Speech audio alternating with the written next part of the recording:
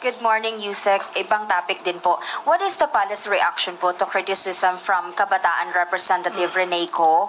And I quote, ito po yung sabi, kahihiyan ang Pangulong ito na sunod-sunuran sa dikta ng mga dambuhalang korporasyon.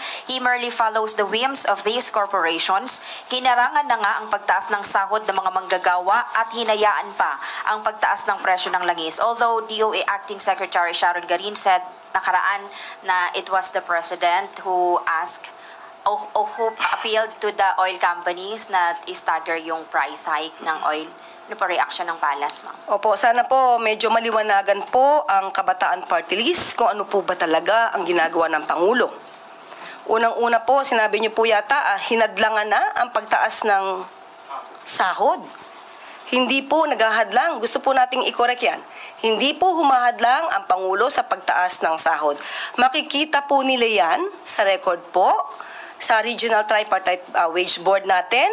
Taon-taon po, yan po ang hiling ng Pangulo na magkaroon po ng pagtaas ng sweldo. Kung ito pong hinihiling nila ay 200 peso wage hike, yan po ay nasa Kongreso.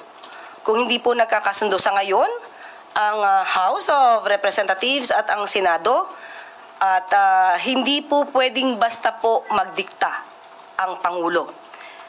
Hindi po ba ayaw natin ng isang leader na diktador? Ayaw natin ng leader na hindi nag-iisip. Ayaw din natin ng leader na puppet lang. At ayaw natin ng leader na nagbabakasyon lang.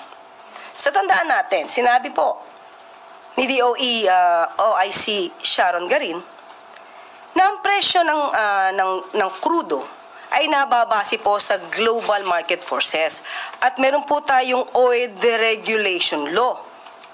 So kung nais po talaga na madiktahan ang presyo ng krudo, mas maganda pong gumawa na agad ng batas at magbalangkas na rin ang Kabataan Party List patungkol po dito.